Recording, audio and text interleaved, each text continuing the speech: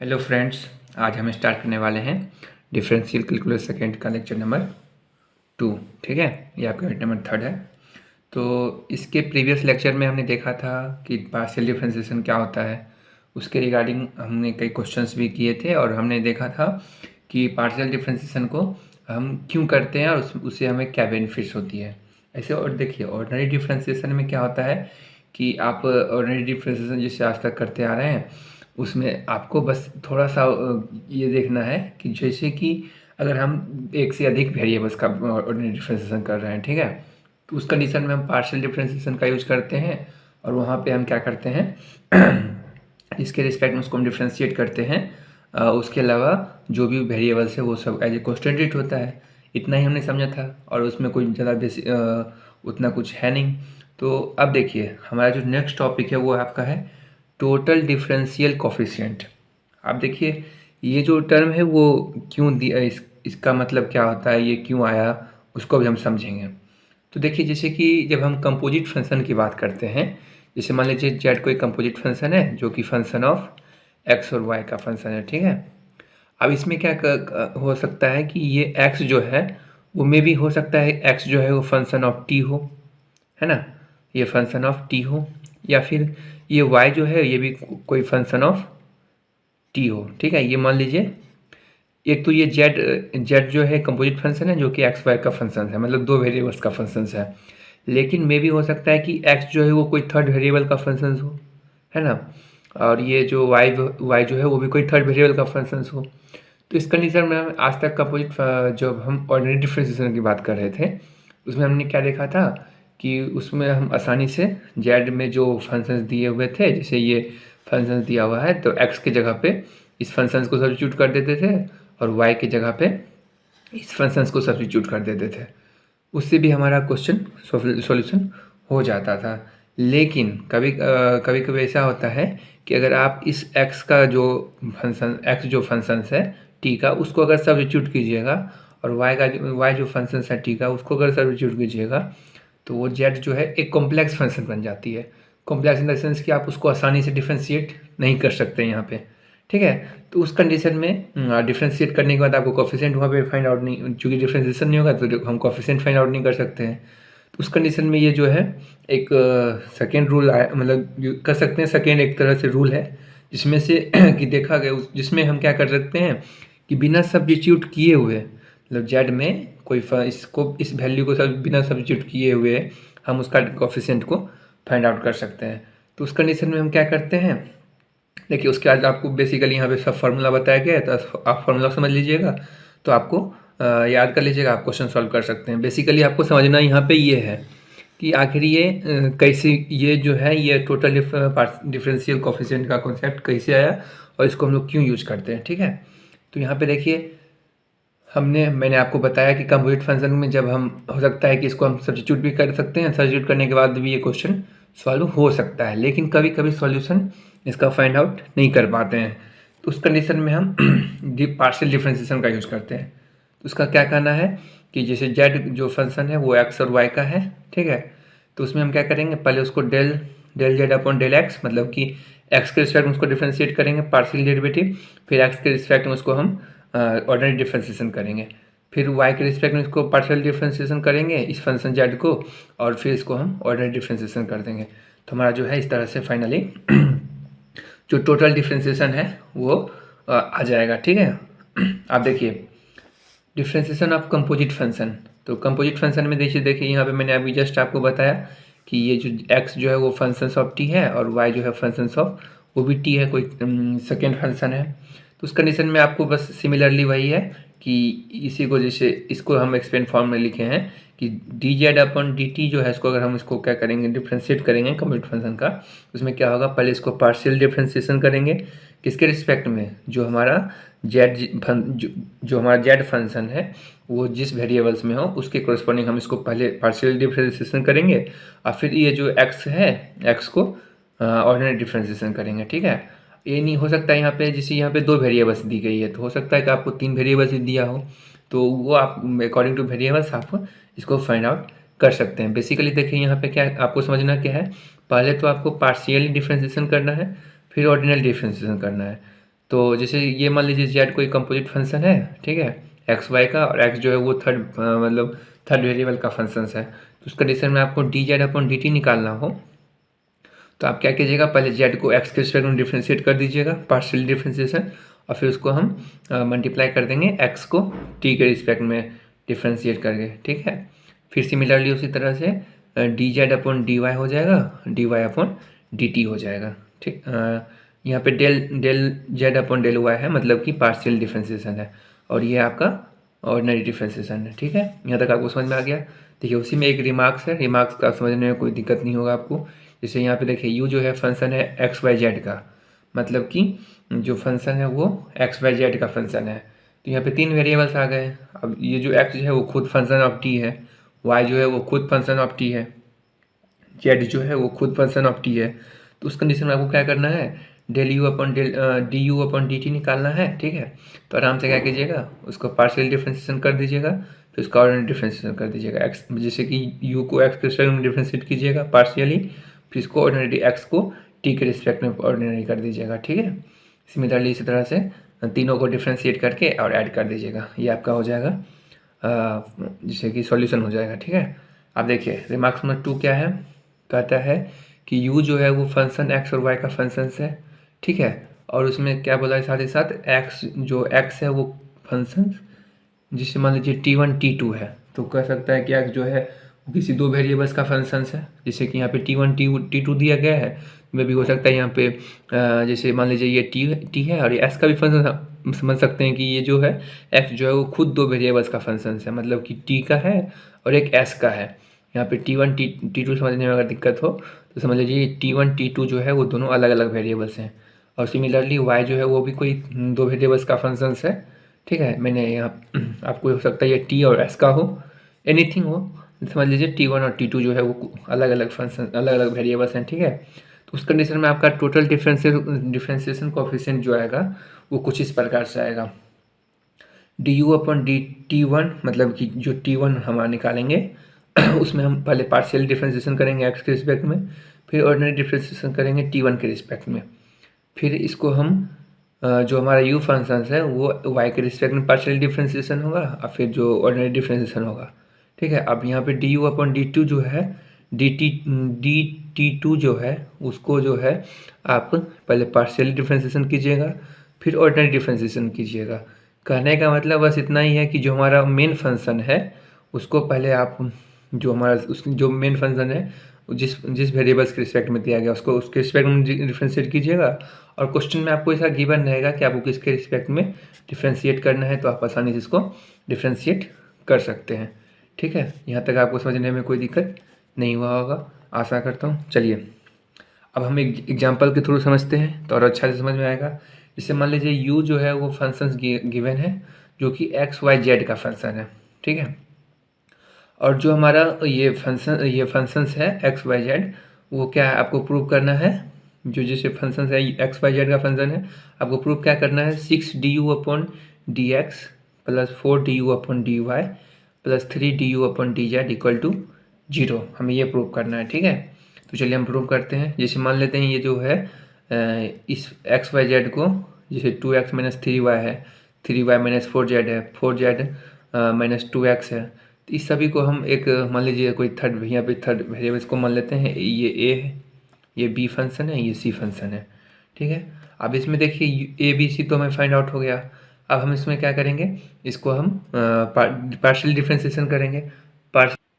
Partial differentiation करने के लिए आपको जो है ये देख सकते हैं, ये जो ए जो है वो फंक्शंस एक्स वाई जेड का फंक्शंस हो गया, बी जो है वो भी एक्स वाई जेड का फंक्शंस हो गया, और सी जो है वो भी एक्स वाई जेड का फंक्शंस हो गया। तो अब इस कंडीशन में आपको जो अकॉर्डिंग टू जो हमारा डिफरेंशियल कोएफिशिएंट का जो टोटल डिफरेंशियल कोएफिशिएंट का डेफिनेशन है उसके अकॉर्डिंग अगर देखा जाए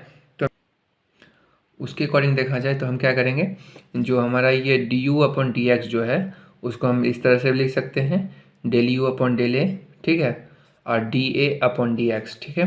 पहले इसको पार्शियल डिफ्रेंशिएशन करेंगे और फिर हम इसको हम ऑर्डिनरी डिफ्रेंशिएशन करेंगे, ठीक है। फिर आपका हो जाएगा del you upon del B upon into D V upon D X, जो कि यहाँ पे एक्स के रिस्पेक्ट में कर रहे हैं, ठीक है। तो ये आपका हो जाएगा D X plus del you upon del C dot del C D C upon D X, मतलब कि पहले इसको ऑर्डिनरी डिफ्रेंसिएशन करना है और फिर पार्शियली डिफ्रेंसिएशन करना है। तो यहाँ तक आपको समझ में आ गया होगा।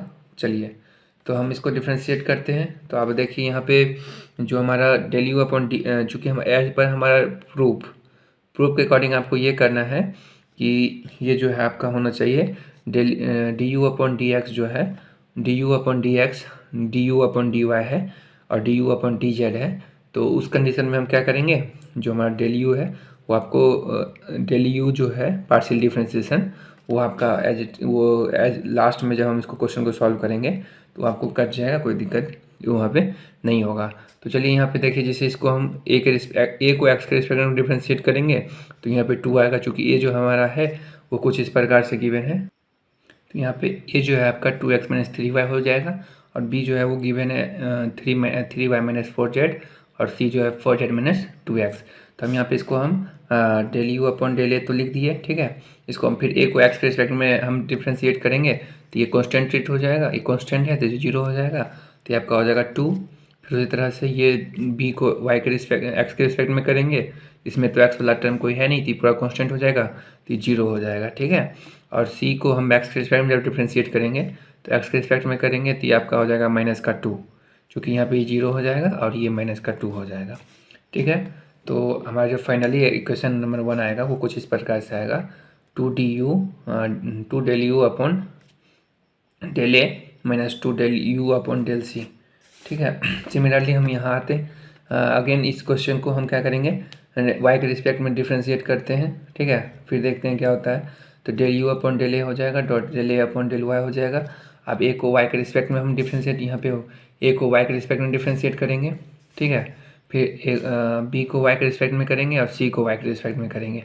तो आप चूँकि यहाँ पे देखिए सी में तो वाई का टर्म है नहीं तो 0 हो जाएगा, ठीक है। इसमें जब करेंगे तो ये 3 हो जाएगा और ये -3 हो जाएगा, ठीक है। तो इस तरह से फाइनली जो आपका आएगा del you upon del Y D U upon del D Y वो कुछ इस प्रकार से आएगा, ठीक है। -3 del you upon del A plus का 3 del you upon del V, ठीक है। अब देखिए यहाँ पे क्या, फिर D U upon D Z, आप जेड के रिस्पेक्ट में इसको डिफ्रेंशिएट करेंगे तो ए को पहले जेड के रिस्पेक्ट में करेंगे, ठीक है। और फिर फिर बी को जेड के रिस्पेक्ट में करेंगे और सी को जेड के रिस्पेक्ट में करेंगे। आप देखिए यहाँ पे देख सकते हैं आप ए में जो है वो जेड का टर्म नहीं है तो ये 0 हो जाएगा। फिर बी में जो है वो -4z हो जाएगा और सी में जो है आपका +4z हो जाएगा। तो यहाँ पे देख सकते हैं जो आपका है -4 del you upon del B +4 del you upon del C, ठीक है। ये क्वेश्चन नंबर 3 हो गया। अब ये क्वेश्चन नंबर 1, 2, 3 की मदद से हम देख सकते हैं हम क्या करेंगे, जो हमारा LHS है उसमें क्या था आपको 6 D U upon D X था प्लस का 4 D U upon D Y था प्लस का 3 D U upon D Z था। तो यहाँ पे हम क्या किए, इक्वेशन नंबर 1, 2, 3 को क्या किए, इक्वेशन नंबर 1 को 6 से मल्टीप्लाई कर दिए, ठीक है। इक्वेशन नंबर 1 को 6 से मल्टीप्लाई कर दिए LHS RHS दोनों में। इक्वेशन नंबर 2 को हम 4 से मल्टीप्लाई कर दिए और इक्वेशन नंबर 3 को हम 3 से मल्टीप्लाई कर दिए। क्यों कर दिए, क्योंकि हमारा क्वेश्चन में ऐसा गिवन था कि आपको ऐसा ही प्रूव करना है। तो चलिए हम मल्टीप्लाई कर देते हैं। तो मल्टीप्लाई करने के बाद दोनों तरफ जब मल्टीप्लाई करेंगे और तीनों क्या करेंगे, इक्वेशन नंबर 1, 2, 3 को ऐड कर देंगे, ठीक है। यहाँ पे मैं लिख देता हूँ ऐड इक्वेशन 1, 2 एंड 3। तो आपको क्या होगा, जब इसको हम 6 इक्वेशन नंबर 1 को 6 से, इक्वेशन नंबर 2 को 4 से, इक्वेशन नंबर 3 को 3 से मल्टीप्लाई करने के बाद जब हम उसको ऐड कर देंगे तो जो हमारा फाइनल आंसर आएगा वो क्या आपको मिलेगा 6 D U upon D X plus 4 D U upon D Y plus का 3 D U upon D Z equal to 0। चूँकि यहाँ पे ये सभी जो है माइनस प्लस वाले टर्म कट जाएंगे और आपको फाइनली जो आंसर वो फाइंड आउट हो जाएगा। तो इस तरह से हम इसको हिंस हमने प्रूव कर दिया, ठीक है। तो आपको समझ में आ गया होगा। चलिए ये कोई बड़ा टॉपिक नहीं था, आगे हम पढ़ते हैं नेक्स्ट टॉपिक की तरफ। हमारा जो नेक्स्ट टॉपिक है वो आपका है expansion of function of several variables, मतलब कि हमारा जो फंक्शंस है उसको हम क्या करेंगे, जो अलग अलग कई वेरिएबल्स के फंक्शंस है उसको हम किस तरह से एक्सपेंड करेंगे उसको चलिए देखते हैं। तो देखिए हमारा जो इसमें है सबसे पहला 2 थ्योरम्स आते हैं। पहला है आपका टेलर थ्योरम्स और दूसरा है आपका मैक्लॉरिन सीरीज, ठीक है। तो यहाँ पे टेलर्स थ्योरम और मैक्लॉरिन सीरीज दोनों हम पढ़ेंगे, यानी इसको हम टेलर सीरीज भी कहते हैं। टेलर सीरीज में हम देखेंगे किस तरह से हम फंक्शंस को एक्सपेंड करते हैं, और इसका ये जो है स्टेटमेंट आपको किस तरह से क्वेश्चन में कभी कभी एग्जाम में पूछा जाता है डायरेक्ट कि आप इस फंक्शंस को टेलर सीरीज की मदद से एक्सपेंड कीजिए। तो उस कंडीशन में आपको क्या करना है, आप बस इसका फॉर्मूला बेसिकली याद रखिए, आप आराम से इसको हम एक्सपेंड कर सकते हैं, तो कोई घबराने की कोई बात नहीं है। चलिए हम देखते हैं टेलर सीरीज क्या है। तो इसमें देखिए, इसमें जो है आपका फंक्शंस है वो 2 वेरिएबल्स का दिया हुआ है। तो इस कंडीशन में आपको क्या करना है, टेलर सीरीज को एक्सपेंड करना है। तो चलिए हम एक्सपेंड करते हैं। टेलर सीरीज में क्या कहता है, let F of x comma Y, F जो है वो कोई मतलब फंक्शंस है जो कि एक्स वाई वेरिएबल्स का है, ठीक है। 2 वेरिएबल्स का है, एक्स और वाई का। If the functions F of x comma Y and its partial derivative up to nth order are continuous throughout the domain created at a point x, y, then अगर जैसे देख लीजिए ये कोई फंक्शंस है, इसमें क्या बोला है कि ये फंक्शंस और इसका जो पार्शियल डिफ्रेंसिएशन है nth ऑर्डर तक, मतलब कि इसको हम पार्शियल डिफ्रेंसिएशन करते जाएंगे nth ऑर्डर तक। उस कंडीशन में आपको क्या होगा, ये कंटिन्यूस होगा at the through out the domain centre at A point x, y, मतलब कि जो उसका डोमेन है वो x, y जो हमारा एक कोई पॉइंट है, ठीक है, उसके डोमेन के अंदर में वो फंक्शंस क्या होगा आपका डिफ्रेंसिएशन, पार्शियल डिफ्रेंसिएशन होगा। तो इस कंडीशन में आपको क्या करना है, इसका एक्सपेंशन कैसे करना है, तो देखिए फार्मूला की मदद से हम इसको करेंगे। तो फार्मूला ये कहता है कि जो f of a plus h comma f of b plus k, ये जो है एफ ऑफ ए बी जो है वो कोई फंक्शन पॉइंट है जहाँ पे जो इस फंक्शंस का डोमेन है, ठीक है, और इस डोमेन के अंदर में फंक्शन जो है कंटिन्यूस है, ठीक है, nth ऑर्डर डेरिवेटिव तक।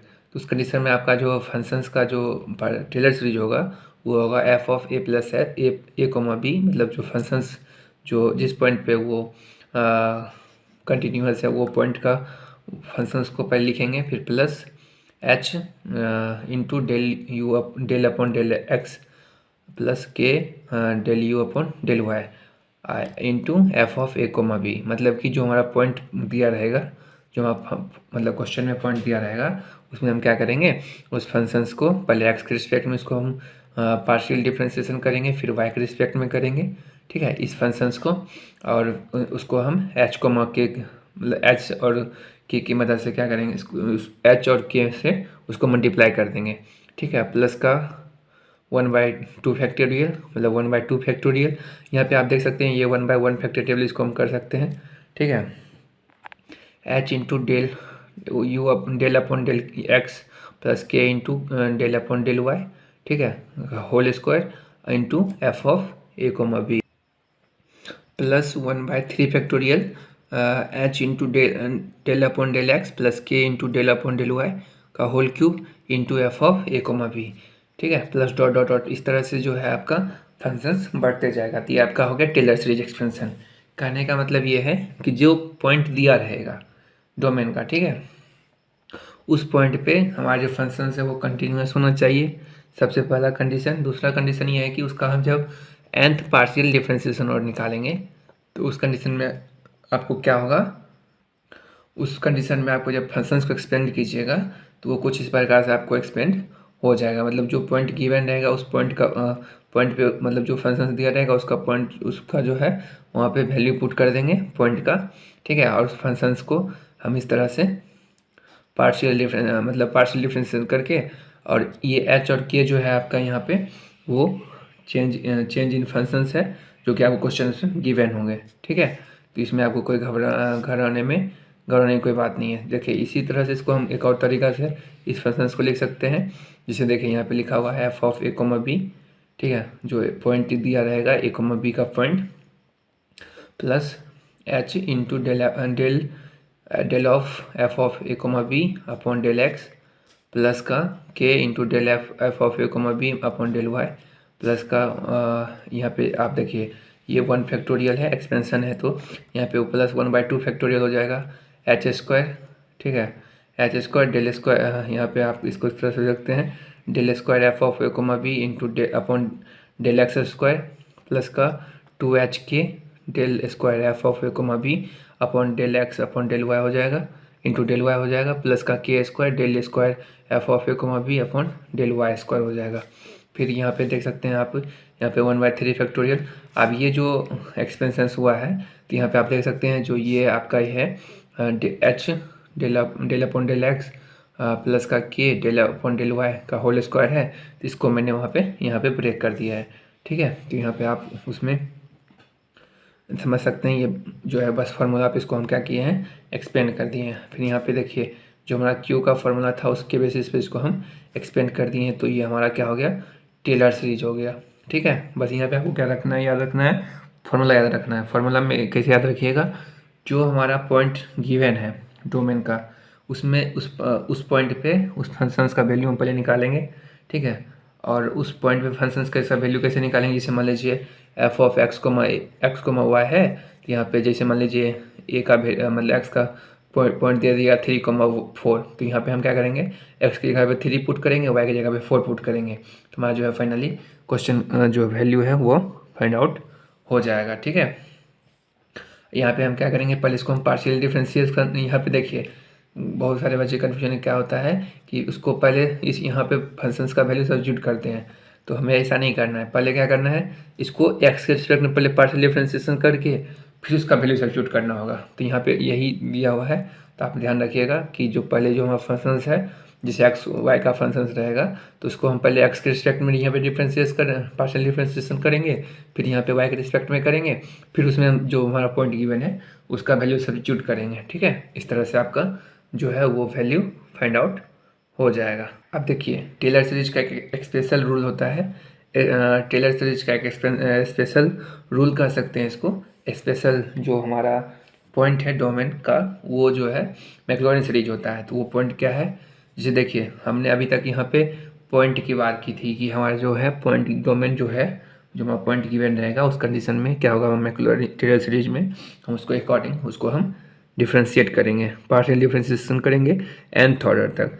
तो यहाँ पे कुछ नहीं करना है आपको, बस जो टेलर सीरीज में जहाँ पे ए और बी का वैल्यू था वहाँ पे हम क्या करेंगे, यहाँ पे बस 0,0 पुट कर देंगे। मतलब जो हमारा फंक्शंस है वो क्या होना चाहिए, 0,0 पे, मतलब ओरिजिन पे हमारा फंक्शंस क्या होना चाहिए, कंटिन्यूस होना चाहिए। ठीक है, तो ये जो है मैक्लॉरिन सीरीज कुछ नहीं है, बस वो टेलर सीरीज का एक स्पेशल केस है जहाँ पे जो हमारा फंक्शन है वो कहाँ पे एक्सपेंड होगा, किस पॉइंट पे, वो ओरिजिन पे एक्सपेंड होगा। ठीक है, 0,0 पे।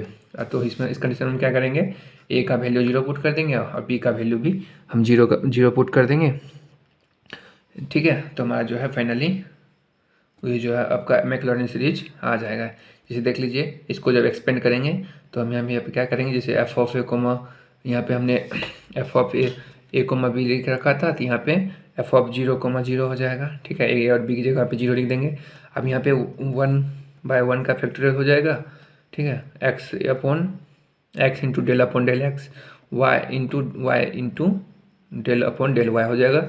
एफ ऑफ 0,0 ए और बी की जगह पे 0,0 सब्स्टिट्यूट कर दिए। ठीक है, फिर सिमिलरली उसी तरह से 1/2 factorial x into del upon del x plus y upon d upon del y whole square into f of 0,0। मतलब कि ए और बी की जगह पे हम क्या किए, सब्स्टिट्यूट कर दिए, क्या सब्स्टिट्यूट कर दिए 0,0 प्लस डॉट डॉट डॉट। इस तरह से आपका जो है मैक्लॉरिन सीरीज को हम फाइंड आउट कर सकते हैं। ठीक है, चलिए हम एग्जांपल के थ्रू इसको हम सॉल्व करते हैं, तो इस तरह से हम आसानी से इसको हम और अच्छा से समझ सकते हैं। देखिए यहाँ पे क्या लिया हुआ है, expand e⁴x cos y about the point 1,π/4। तो यहाँ पे आप देख सकते हैं कि ऑब्वियस सी बात है, यहाँ पे टेलर सीरीज की बात की गई है। अगर मैक्लॉरिन सीरीज की बात की जाती तो यहाँ पे आप क्या होता कि जो हमारा पॉइंट है वो 0,0 पे उसको हम डिफ्रेंशिएशन करते। तो चलिए देखिए यहाँ पे, जैसे कि अकॉर्डिंग टू टेलर सीरीज, जो टेलर सीरीज के अकॉर्डिंग हमने देखा था कि पहले उसका हम फैक्टोरियल निकालते हैं, फिर उसको हम पार्शियल डिफरेंशिएशन करते हैं nth ऑर्डर तक, जो हमारा पॉइंट गिवन है, फिर उस पॉइंट पे हम उस वैल्यू को सब्स्टिट्यूट कर देते हैं। ठीक है, तो चलिए हम करते हैं। जो हमारा बेसिक्स मतलब जो रिक्वायरमेंट है उसको हम यहाँ पे फाइंड आउट कर लेते हैं। जो del f upon del x, फिर del f upon del y हो जाएगा, del square f upon del x square हो जाएगा। ये हमारा क्वेश्चन में जरूरत पड़ेगा, तो इसको हम फाइंड आउट कर लेते हैं। चलिए तो यहाँ पे del f upon del x जो है मतलब एफ, ये एफ जो फंक्शन है इसको एक्स के रिस्पेक्ट में हम पहले पार्शियल डिफरेंशिएशन कर लेते हैं तो e to the power x हो जाएगा इंटू कॉस वाई हो जाएगा। अब जो हमारा पॉइंट है उस पॉइंट पे इसको हम सब्स्टिट्यूट कर देंगे, मतलब कि एक्स का वैल्यू 1 हो जाएगा, वाई का वैल्यू पाई बाय 4 हो जाएगा। तो यहाँ पे देखिए जो एक्स है मतलब कि ए है और ए का वैल्यू 1 हो जाएगा और बी का वैल्यू पाई बाय 4 हो जाएगा। तो आप यहाँ पे इसमें इसको इस जो हमारा डिफ्रेंसिएशन है उसमें जब इसका वैल्यू सब्स्टिट्यूट करेंगे तो हमारा जो फाइनली आंसर आएगा वो e to the e upon root 2 हो जाएगा, ठीक है, क्योंकि कॉस पाई बाय 4 का वैल्यू 1/√2 होता है। तो इस तरह से आपका आ गया। फिर del f upon del y हो जाएगा माइनस का e to the power x into sine y. आप एक ये दिस इम्प्लाइज दैट इसमें क्या करेंगे फिर 1 और पाई बाय 4 का वैल्यू सब्स्टिट्यूट कर देंगे। चूँकि यहाँ पे हम वाई के रिस्पेक्ट में इसको डिफ्रेंशिएशन किए थे तो एक्स वाला टर्म कॉन्स्टेंट हो जाएगा और इसको हम जब कॉस वाई को हम वाई के रिस्पेक्ट में डिफ्रेंशिएट करेंगे तो हमारा जो हो जाएगा माइनस का साइन वाई हो जाएगा। तो हम इसका सब्स्टिट्यूट करते हैं तो e to the power minus e upon √2 हो जाएगा माइनस हो जाएगा, ठीक है। उसी तरह से देखिए यहाँ पे हम इसको पहले एक्स स्क्वायर, यहाँ पे एक्स स्क्वायर है, इसका मतलब क्या करना है जो e to the power x है फंक्शंस में गिवन उसको हम क्या करेंगे 2 बार डिफ्रेंशिएशन करेंगे, partial differentiation. E to the power x को कितना ही बार डिफ्रेंशिएशन करें तो हमारा value e to the power x ही हो जाता है, ठीक है। तो हम इसको डिफ्रेंशिएशन किए e to the power x into cos y हो जाएगा। अब इसको में हम क्या करेंगे वैल्यू को सब्स्टिट्यूट कर देंगे। तो वैल्यू को सब्स्टिट्यूट करने के बाद आपका फाइनली जो आंसर आएगा e to the power e upon √2 x हो जाएगा। सिमिलरली उस तरह से आपको यहाँ पे del square f upon del x y del x into del y हो जाएगा। तो आप यहाँ पे देखिए पहले एफ को एक्स के रिस्पेक्ट में डिफ्रेंशिएशन करेंगे फिर वाई के रिस्पेक्ट में करेंगे। तो एक्स के रिस्पेक्ट में करेंगे तो आपको पता है as it is similarly e to the power x into cos y हो जाएगा। अब इसको वाई के रिस्पेक्ट में करेंगे तो e to the power x y t हो जाएगा और जब इसको हम साइन वाई कॉस वाई को वाई के रिस्पेक्ट में करेंगे तो ये आपका माइनस का साइन वाई हो जाएगा, ठीक है। इसमें हम वैल्यू को सब्स्टिट्यूट करेंगे तो आपका आ जाएगा e to the power minus e upon √2 हो जाएगा। आप सिमिलरली उसी तरह से √2 f upon del square f upon del y square हो जाएगा। इसमें हम क्या करेंगे इस फंक्शंस को 2 बार पार्शियल डिफ्रेंशिएशन करेंगे वाई के रिस्पेक्ट में तो हमारा जो फाइनली आंसर आएगा माइनस का ई अपॉन √2 हो जाएगा, ठीक है। आप टेलर सीरीज के एक्सपेंशन के अकॉर्डिंग, चूँकि हम यहाँ पे टेलर सीरीज मैंने आपको बताया क्यों अप्लाई कर रहे हैं, क्योंकि हमारा जो यहाँ पे ए और बी का वैल्यू है वो क्या है 1 और पाई बाय 4 है। तो हमारा पहले ही ऑलरेडी वैल्यू जो है गिवन है इसलिए हम यहाँ पे टेलर सीरीज का अप्लाई करेंगे। तो चलिए देखिए अब टेलर सीरीज के एक्सपेंशन के अकॉर्डिंग हम क्या जो हमारा फॉर्मूला था उसके अकॉर्डिंग हम देख सकते हैं कुछ इस प्रकार से हमारा सीरीज बना था 1 पर मतलब ए प्लस एच था, एक जगह पे यहाँ पे 1 है और बी की जगह पे पाई बाय 4 है अब इंटू के प्लस का के हो जाएगा, ठीक है। अब यहाँ पे देखिए जो हमारा एक्सटेंशन था उसका फॉर्मूला कुछ इस प्रकार से यहाँ पे बनेगा, ठीक है। तो ये आपका हो गया क्वेश्चन नंबर 2, हम इसको सब्स्टिट्यूट मान लेते हैं। आप यहाँ पे देख सकते हैं जो हमारा 1 प्लस एच है इसको हम के एक्स भी सब्स्टिट्यूट कर दें तो एच का वैल्यू x माइनस 1 हो जाएगा और पाई बाय 4 प्लस के जो है ये y मतलब y के बराबर है तो इसको k का value y minus pi by 4 में फोर भी हम कर सकते हैं। इस तरह से हम क्या करेंगे यहाँ पे जो हमारा इसको हम क्या करेंगे इक्वेशन नंबर 2 में इसको हम रिड्यूस कर देंगे, सब्स्टिट्यूट कर देंगे, ठीक है। अब इसको हम क्या करेंगे क्वेश्चन नंबर 2 को रिड्यूस करेंगे किस फॉर्म में एफ ऑफ एक्स को वाई के रिस्पेक्ट में इसको हम क्या करेंगे रिड्यूस कर देंगे। तो हमारा जो एफ ऑफ एक्स को वाई है वो e to the power x cos y है, फंक्शन हमारा गिवन था। इसको जब हम रिड्यूस करेंगे एक्स वाई के रिस्पेक्ट में तो ये हो जाएगा f of a comma b, तो ए कोमा बी का वैल्यू आ गया ई अपॉन √2, फिर उसके बाद इंटू फिर प्लस का साइन था प्लस आ गया, फिर इंटू था एच, तब इंटू एच जो है ये एच जो है एच का वैल्यू हमने निकाल लिया है x minus 1 into del f upon del x हो जाएगा। Del f upon del x जो हमने 1 और पाई बाय 4 पे वैल्यू हमने पहले ही फाइंड आउट कर लिया है। तो इस तरह से हम फाइनली सब जो भी वैल्यू हमारा आया था उसको हम क्या करेंगे यहाँ पे सब्स्टिट्यूट कर देंगे और हमारा जो है ये आपका फाइनली एक्सपेंशन आ जाएगा कुछ इस प्रकार से।